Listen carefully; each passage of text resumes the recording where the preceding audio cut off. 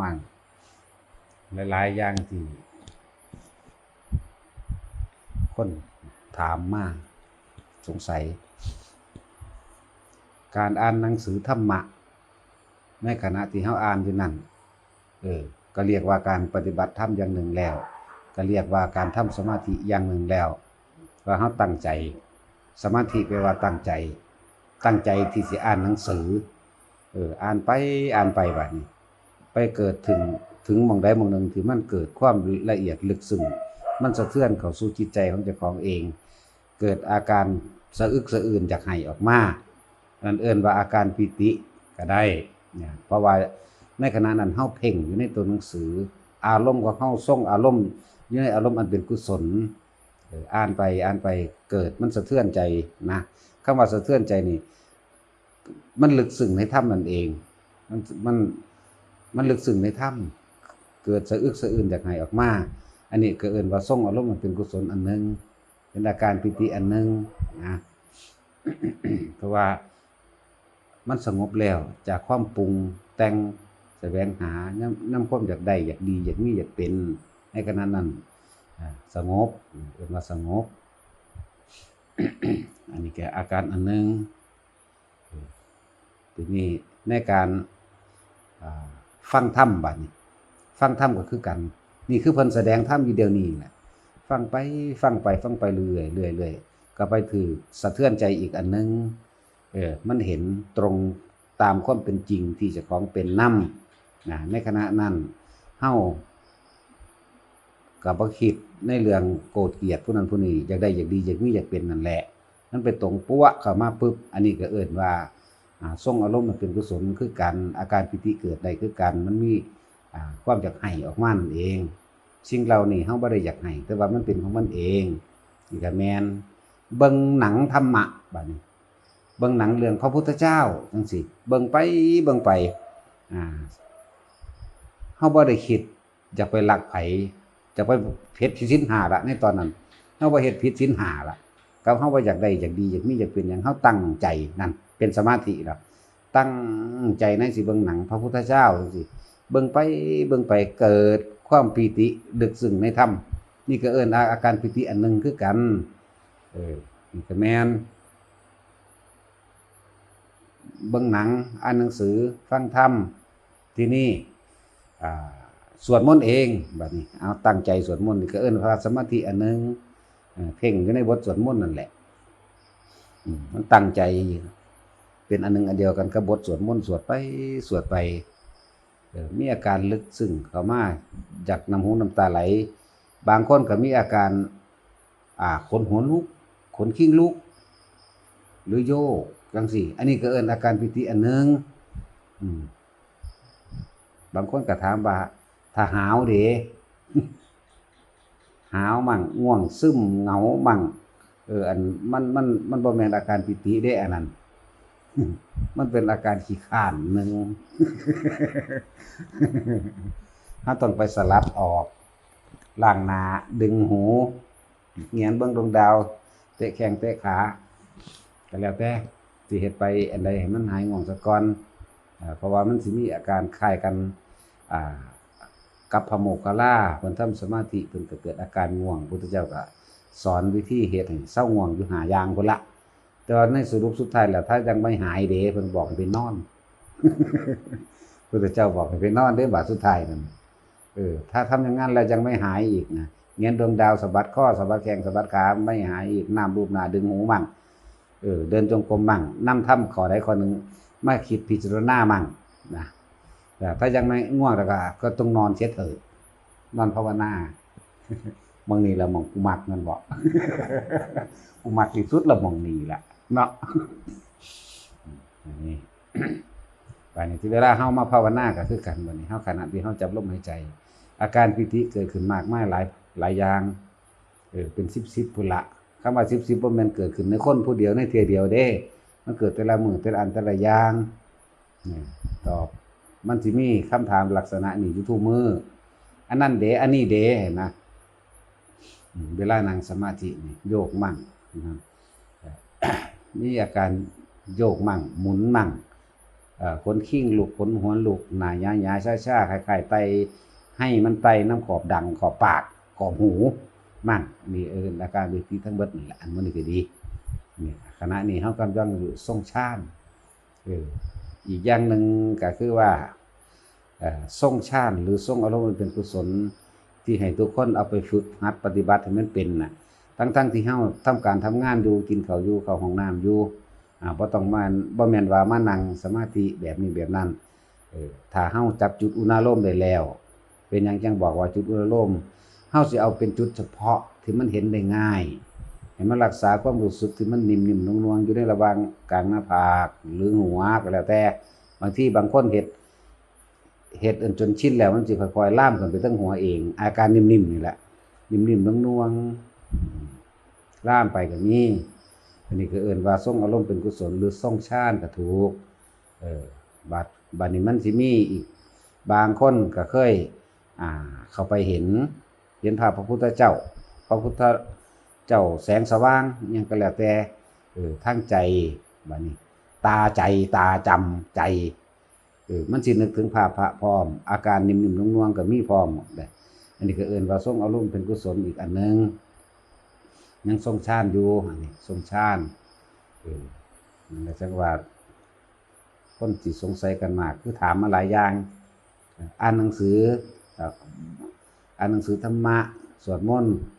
เบิ่งหนังพระพุทธเจ้าจังซี่ก็ตอบไปแล้วเบิ่งเอาที่นี่สำหรับบุคคลที่ฝึก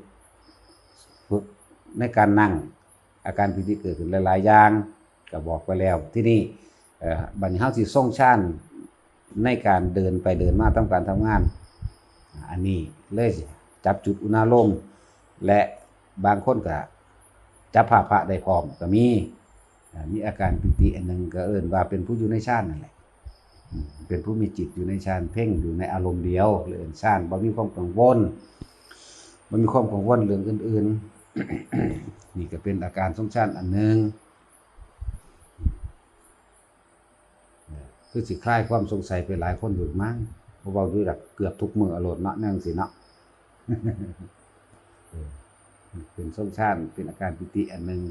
อารมณ์นั้นมันเป็นใดอารมณ์เป็นกุศลคือเฮาได้ขจัดอกุศลออกจากจิตใจแล้วถือเพิ่นว่าสัพพะปะปัสสะนั่นอาการนังกุศลสุปสัมปทานั่นน่ะจงจำจิตให้ขาวรอบปลดปลอดจากอกุศลทั้งปวงให้ทรงอารมณ์อยู่ในกุศลนั่นเองขึ้นการนึกถึงความดี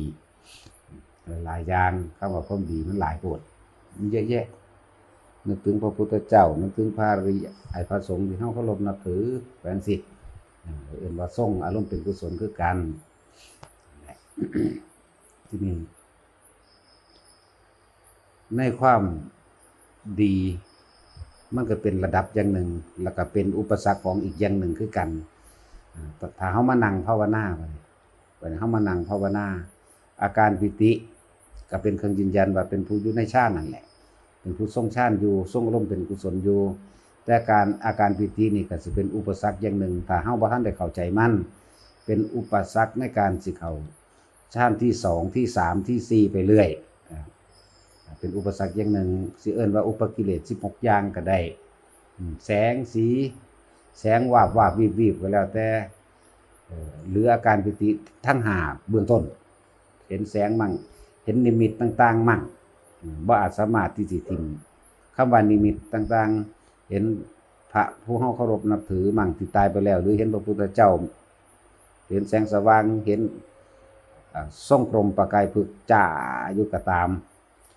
อันนี้ก็เป็นอุปสรรคเป็นอุปกิเลสอันนึงที่บ่อาจสามารถให้เฮาเข้าถึงจุดสูงสุดของคำว่าฌาน4ได้เข้าฌาน4บ่ได้เพราะว่ามันไปฆ่ากังวลกังวลในแนวจังซี่อยากรู้ซื่อมันตกใจย่านตื่นกลัวมีเลื่อนเป็นอุปกิเลสชนิดหนึ่งคือกันแม้มันสิเป็นความดีในระดับหนึ่งแต่ก็เป็นอุปกิเลสเครื่องขวางในอีกระดับหนึ่งนี่มันจะคอยเป็นสั้นไปของมันเองอยู่ไอ้นั่นคำว่าส่งไปตะกอนเถอะมันท่านได้ถึงขั้นปล่อยว่างแต่ปล่อยว่างคือมันถิ่มเบิดทุกอย่างเลยตอนนี้ก็คือว่าเฮาบ่อาจสามารถสิถิ่มได้ คำว่าปล่อยว่างนี่ความรู้สึกมันสิบ่มีความรักความอะไรความเกลียดความกลัวความกล้ากับผู้ใดใดๆทั้งสิ้นคำว่าปล่อยว่างความรู้สึกทางใจเฮาที่ดี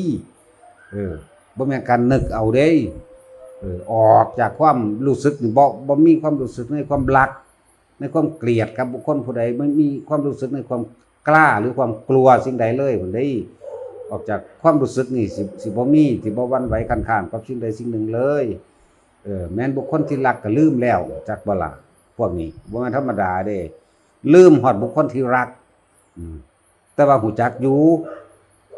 หังบ่มีอารมณ์ความรู้สึกกับบุคคลที่รักอีกแล้วลืมบุคคลที่เกลียดบ่มีความรู้สึกเกลียดกับบุคคลผู้นั้นอีกแล้วมันเลยว่ากล้าก็ไม่กล้ากลัวก็ไม่กลัวรักก็ไม่รักเกลียดก็ไม่เกลียดพุ่นน่ะความรู้สึกนี่บ่มีมันเป็นจังซั่นลืมแม้แต่คนรู้จักลืมอดีตแล้วก็บ่ห่วงในอนาคตอีกมันอยู่ในจออยู่ในปัจจุบันนี่เองผู้เคยมีผัวก็บ่มีผัวจักว่าผู้เคยมีเมียก็บ่มีเมียผู้เคยมีลูกก็บ่มีลูกแต่ว่ามันลูกมันมีอยู่แต่ว่าเป็นแค่อปทานแค่นั้นเองแค่นึกได้ว่านั่นเคยเป็นซื่อๆแต่ว่าบ่มีความรู้สึกผูกพันอะไรไม่รักไม่เกลียดไม่กล้าไม่กลัวนั่นล่ะความรู้สึกนี่มันสิบ่มีเลยมันถอดออกเบิดแล้วมันบ่มีหยังอีกมันมีแต่ว่างอันต่อมันอธิบายบ่ได้แล้วอันคำว่าว่างก็ได้แต่อุปมาอุปไมยว่ากล้าก็ไม่กล้ากลัวก็ไม่กลัวรักก็ไม่รักเกลียดก็ไม่เกลียดแล้วก็สิวางได้แล้วเนาะ ถึงขั้นนั้นแล้วถึงขั้นปล่อยว่างแล้วทิ้งเบิดทุกอย่างแม้สิ่งที่เห็นมาทั้งเบิดก็ว่าสิ่งที่เห็นมาทั้งเบิดในการปฏิบัติทั้งหลายนั่นแหละเพราะว่าเฮาสิไปเห็นเทพเทวดาอินพรหมหรือจับผ้าพระเห็นพระพุทธเจ้าจังซี่เฮาก็บ่ว่าพระพุทธเจ้าล่ะเห็นพระนิพพานเฮาก็บ่ว่าพระนิพพานแหละจังซี่ทิ้งไปเบิดเลยว่างๆจังซั่นแหละอธิบายบ่ได้หรอกจักสิว่าจังได๋ดอกความว่างบ้าเท่าแล้วอธิบายบ้างได้ของมันบ่มีแนวให้มาอธิบายได้เนาะ มีแต่อุปมาอุปไมยกล้าก็ไม่กล้ากลัวก็ไม่กลัวเกลียดก็ไม่เกลียดรักก็ไม่รักนี่อารมณ์ความรู้สึกนี่บ่มีแล้วมันก็บอกได้แต่ซ้ำนี้บางคนก็ถามคุยกันพานิพพานเป็นรูปร่างบ่เนาะเป็นตัวตนบ่นะ ให้มันถึงซะก่อนจังว่ากันแน่จังซั่นจะพึ่งเอาไปยอดมันจะปีนต้นไม้ทั้งยอดมันขึ้นบ่ได้มันเองแงนเบิ่งแล้วมาเว้ากันซื่อพื้นฐานให้มันดีทรงอารมณ์เป็นกุศลให้มันดีทรงฌานมันเป็นการทรงฌานนี่ก็เพื่อสิกระทำการให้ถึงการเข้าฌานตามธรรมดาสมถะกับวิปัสสนาก็คู่กันเจโตวิมุตติกับปัญญาวิมุตติก็ต้องคู่กันอันเดียวกันนั่นแหละที่เว้ามานี่คนละซื่อผู้ใดเข้าฌานสิได้แน่ออกมาแล้วก็ให้พิจารณาต่อเด้อพิจารณาในกายเวทนาจิตธรรมนั่นแหละวิปัสสนานั่นแหละวิปัสสนาเข้าไป ให้มันเห็นความบ่เที่ยงแท้แน่นอนให้มันเห็นความเป็นอนัตตานั่นแหละเห็นนี่เห็นที่แรกก็เห็นจากความคิดซะก่อนนั่นแหละทุกอย่างก็ต้องเกิดจากความคิดเบิดนั่นแหละเมื่อถึงที่สุดแห่งความคิดแล้วมันจังถิ่มความคิดมันก็ถิ่มความรู้ทั้งเบิดที่ไปดูมาเห็นมาเป็นมาบ่ได้เอาไปยืนยันบ่ได้เอาไปตัดสินผู้ใดทั้งสิ้นขันปล่อยว่างแล้วมันบ่มีความรู้สึกอย่างอื่นอีกดอกกล้าก็ไม่กล้ากลัวก็ไม่กลัวเกลียดกับรักนี่ไม่มีบุคคลที่อันเป็นที่รักก็บ่มีบุคคลอันเป็นที่เกลียดก็บ่มีอดีตก็บ่มีอนาคตก็บ่มีหม้องไปอีกบ่มีหม้องมาอีกมันก็ได้ว่าแต่ซ้ำนี้มีพูดความรู้สึกตัวนี้ต่างหากเทียบความรู้สึกมันบ่มีหรอกแต่ว่าเทียบความรู้สึกถ้าว่าเว้ามันจะเอาหยังเว้ากันเนาะว่าล่ะถ้าว่าเว้าเนื่อยอยากให้ฟังมันจะเอาหยังเว้าเอาความว่างมาเว้ามันเว้าบ่เป็นเด้มันคือสิไปเว้าได้ความว่างบ่มีแนวให้เว้ามันบ่มีรูปร่างตัวตนให้เว้าแม่ถ้าว่า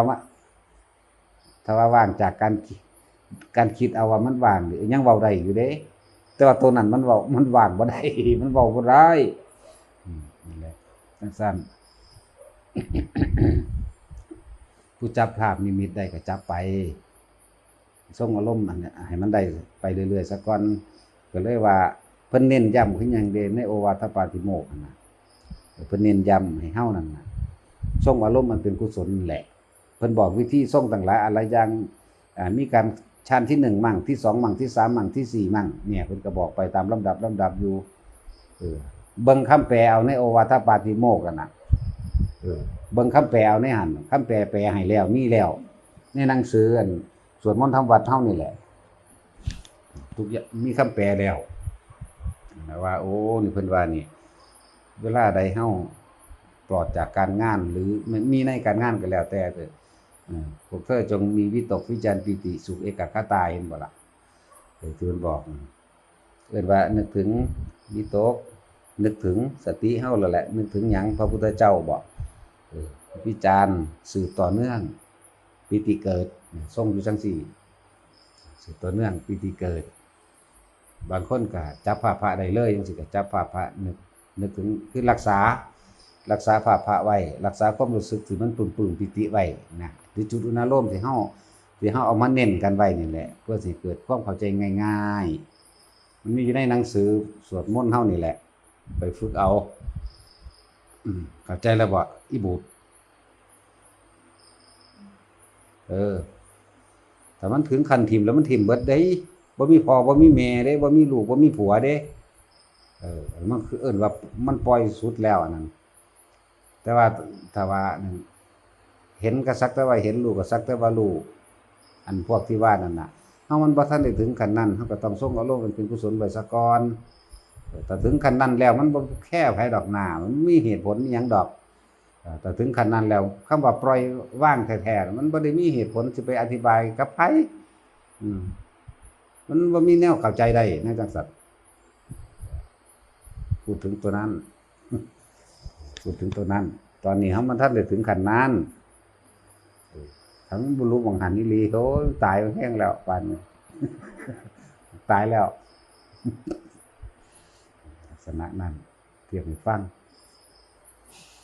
ถึงอนาคานี่มันก็อยู่ยากแล้วจักบอกแต่ว่าบ่แม่นยากเฮาเด้ยากเขาถึงอนาคามีนี่ละกามได้แล้วหนูมีอารมณ์ความรู้สึกทางกามแล้วนี่มันสิอยู่กับโลกแบบคือสิมันสิระมัดระวังให้ผู้อื่นไปแล้วเรื่องว่าอยู่ยากบ่แม่นว่าอยู่ยากแบบอึดอัดดอกมันสิระมัดระวังย่านนี่บ่แม่นมีตัวตนเด้อันคำว่าย่านนี่บ่แม่นถือตนถือตัวหรืออัตตาตัวตนเด้ย่านเป็นโทษกับแต่ละองค์คนนั่นแหละที่มันก็มีอยู่ดอกอันนี้เฮาเว้าไปตามหนังสือคือว่าในหนังสือซึ่งภาวกริจังซี่บรรลุธรรมเป็นพระอรหันต์ในมื้อนั้นก็ตายในมื้อนั้นสันติอมาตย์บรรลุอรหันต์ในมื้อนั้นก็ตายมื้อนั้นเอิ้นว่าคฤหัสถ์บรรลุเป็นที่ถกเถียงกันก็คนก็ถกเถียงไปธรรมดานั่นแหละแต่ผู้เข้าถึงแล้วเขาบ่ถกบ่เถียงกันดอกถกเถียงกันส่วนมากผู้บ้านได้เห็นจักอย่างเลยแหละจังถกเถียงแต่ว่าผู้รู้ธรรมบ่ได้ถกเถียงกันดอกหลายองค์อยู่ในจังซั่นคฤหัสถ์บรรลุธรรมซุมื้อนี้อยากถกเถียงอยากอ้างว่าเจ้าของบรรลุธรรมผู้ใดเข้าใจว่าเจ้าของบรรลุธรรมนั่นแหละมันโง่มาเถียงคนไปโตว่าที่ธรรมนี่ของหากเด้บ่ธรรมดาเด้โอ้ยบักบ้าประสาทคนบรรลุธรรมของแท้เขาเจ้าทั้งปกปิดแม่นว่ามาอวดอ้างกันให้มันได้อันค่ามีก่อนนะเนาะค่ามีนี่มันก็พอแห้งแล้วนะบ่ต้องไปว่าเจ้าของบรรลุอรหันต์ดอกอยู่บ่ได้แบบใดเอาเถอะนะสภาพธรรมมันสิบอกเองดอกนะสภาพแห่งความจริงของการอยู่กับโลกนั่นบ่อาจสามารถรองรับสภาวะสิ่งเหล่านั้นได้หาลางคนบ่จักเฮ้ยไปไสว่าตบหัวมั่งเตะก้นมั่งฉะนั้นเขาจริงจะต้องอันนั้นแหละตายง่ายๆว่าตายแต่ปานนั้นล่ะตายก็ตายแม่นกว่านะยากหยังเนาะบ่พุทธสะอ่อนเด้จังซั่นแต่เฮาบ่บรรลุอีหยังสายขี้หมูขี้หมาจังซี่เฮาก็ยังอยากตายอยู่สายขี้หมูขี้หมาจังซี่สิว่าสิไปรุ่นเขาเจ้าแล้วบ่ได้ย้านล่ะในจังซั่นถ้าโสดาบันก็บ่ย้านบ่แห้งดอกเอาจังได๋อีก ให้ทุกคนทรงอารมณ์มันเป็นกุศลหรือทรงฌานหรือว่าการนึกถึงสิ่งดีๆนั่นเองจงทำจิตให้เขารอบปลอดภัยแล้วจากการนึกถึงอกุศลให้ทรงอารมณ์อันเป็นกุศลให้รักษาสิ่งที่เป็นกุศลเข้ามาในจิตนึกถึงพุทโธนึกถึงพระธรรมคำสอนอันนั้นนี่เอาเข้าไปพิจารณานึกถึงพระอริยสงฆ์ที่เฮาเคารพนับถือแมนเบิดนั่นแหละนึกถึงทานกับแมนจาคะนึกถึงศีลกับแมนตรวจสอบศีลของตัวเองกับแมนมีคำถามที่เขาเจ้าถามว่าถ้าจิตถึงอธิศีลแล้วสิกลับลงมาเสื่อมมันสิไปเสื่อมไปจังใดอธิศีลคำว่าจิตถึงอธิศีลนี่อธิสมาธิก็กับอธิจิตก็ขึ้นไปน้ำกันแล้วก็อธิปัญญาก็เป็นไปน้ำกันเด้พวกนี้เรียกว่ารักษาเท่าตลอดชีวิตโดยก็ต้องรักษาเพราะว่ามันเป็นของมันเองโดยธรรมชาติของมันแล้วอธิจิตอธิศีลและอธิปัญญาเนี่ยมันถึงธรรมชาติในความรู้สึกของคนผู้นั้นโดยโสดาบันขึ้นไปนะบ่มีจิตใจที่สิไปทำลายบุคคลผู้ใดผู้หนึ่งให้เสียชีวิตและทรัพย์สินเลยทั้งคนและสัตว์นั่นเองทั้งเบิดเลยนี่อธิศีลพวกนี้เป็นโดยธรรมชาติแล้วก็บ่ต้องไปขอศีลอีกบ่ต้องไปขอแล้วต้องไปตั้งมันเป็นของมันเองอยู่จังซั่นคือมันเป็นปกติของมันแบบนั้นเองลักษณะนั้น บ่เสื่อมพวกนี้หรือว่าพวกนี้ย่อมสละชีวิตตัวเองเพื่อรักษาศีลได้แล้วนวกลับมาเสื่อมอีกแล้วอีกอย่างหนึ่งนี่เขาถามว่าจังไดวะ คนที่ภาวนาได้ถึงแล้วมีอยู่บ่ที่ว่าเอาของไปให้ญาติจังซั่นจังซี่บ่มีแล้วแต่พวกเขาเจ้ารุดแล้วก็หังเป็นกลางคักแล้วบ่มีเด้อ นอกนั้นยังมีความลำเอียงอยู่นั่นน่ะมันสิไปหูจักหยังอันจังซั่นแต่ผู้ภาวนาถึงแล้วแต่ของเป็นผู้หลุดพ้นไปแล้วตั้งแต่พ่อกับแม่ก็ยังบ่มีจักว่าล่ะบ่มีในจิตมีโดยสมมุติอันหนึงคือซื่อคนรู้จักก็บ่มีจักว่าแต่ว่ามีแต่โดยสมมุติอันหนึงคือบ่ได้เข้าไปผูกพันบ่ได้มีความผูกพันในอีหยังอีกแล้วแต่ว่ารู้ว่าผู้นี้เคยเป็นผู้นี้เคยเป็นผู้นี้เคยเป็นพ่อเป็นแม่เป็นนั่นเป็นนี่สงเคราะห์ตามเหตุตามปัจจัยของมันเองกลางเสมอกลางกันเบิดเลยบ่มีเขาบ่มีเราบ่มีสัตว์บ่มีคนแล้วมีพูดถึงผู้เพิ่นพ้นบ่มีเขาบ่มีเราบ่มีสัตว์บ่มีบุคคลบ่มีความผูกพันในภายในแล้วบ่มีความรู้สึกว่าบุคคลผู้นี้อันนี้ยังมีความหวังซึ่งกันและกันบ่มีแล้วแต่ผู้เป็นพ่อเป็นแม่ก็สงเคราะห์ไปตามนั้นเป็นพิเศษอยู่สงเคราะห์เป็นพิเศษอยู่ดอกเพียงแต่ว่าโดยสิให้ผูกพันไปอันนั้นนี่ปรารถนาหยังกับกันอีกบ่มีความหวังถิ่มเบิดแล้วสำหรับคำว่าอธิศีลอธิจิต